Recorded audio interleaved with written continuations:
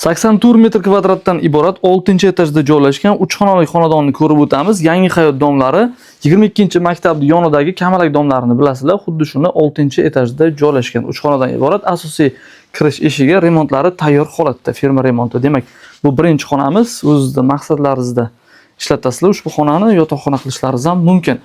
Alohida yuvinish xonalariga ega. Yuvinish xonalariga ham e'tibor berasizlar. Xonadonning ortida qilinadigan ishlari yo'q. Firma tomonidan qilingan remont va asbestos ham qilib qo'yilgan.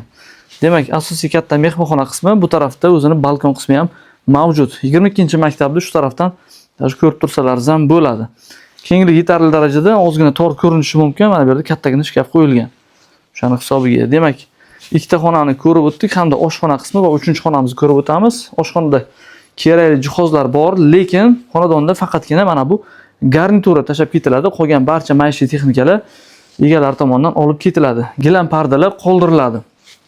Oshxonada ovqat tayyorlash va ovqatlanish uchun yetarli darajada joylari bor. Balkon qismi, bu yoqda ham, oshxonada ham balkon qismi mavjud ikki tarafdan. Uyimiz skvoznoy variantda. Demak, mana bu yotoqxona qismi.